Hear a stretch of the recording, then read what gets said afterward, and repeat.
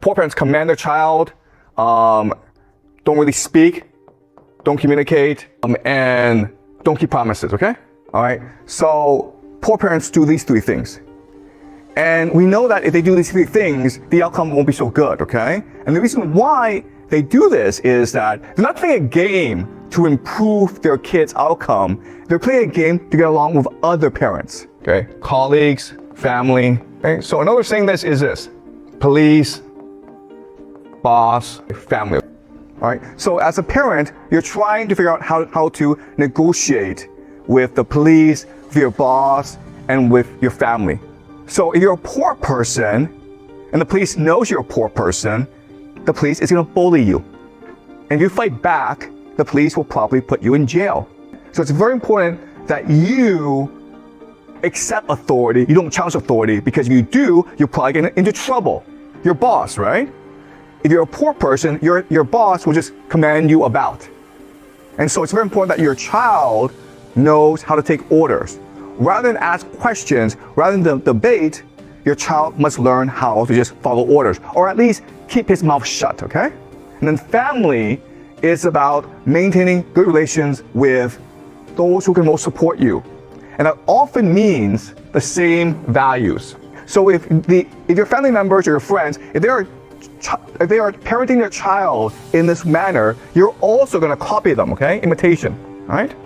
And for a poor person, this is the optimal strategy of how to parent. Does it make sense, guys?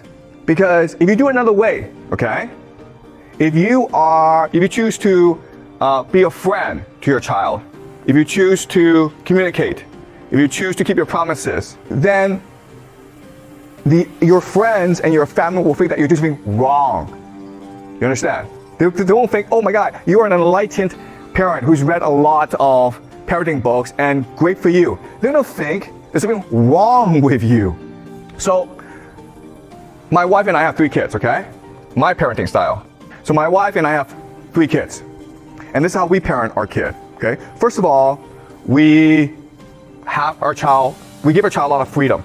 So we don't have our kids do activities, okay? We don't have our kids do lots of activities. We don't send our kids to math class. We don't send our kids to swimming class. We don't send our kids to piano class, okay? We just let our kids run around and play. The other thing that we do is we communicate a lot with our child. Communication, we believe in democracy in our family. If we're gonna make a decision together, we want everyone to communicate together, okay? A normal Chinese family will just have a very tight schedule, right? And the other thing that we do that's different is we tell stories. The other Chinese families will do math, okay? So we raise our children in a way that's very different from normal Chinese families, from the way that you've been raised, okay? And we do this because both my wife and I, we spend a lot of time talking about parenting. I've read a lot of books about parenting. I spent many decades researching the best education possible. And so that's why we raise our children in this way. And guess what? Because we do this, we have no friends in China. We have family, but they all think we're crazy. But we do this because for us, what's most important is to make sure that our children are happy and healthy, and that they have a chance to be creative and be successful in life. Because I think that if you do it this way, the child will not be creative, will not be successful. But if you do it this way, your child will fit into China better. Okay? So parenting, the goal, the incentive is not for your child to succeed, the incentive is for your child to fit into China or the larger social environment that you are in.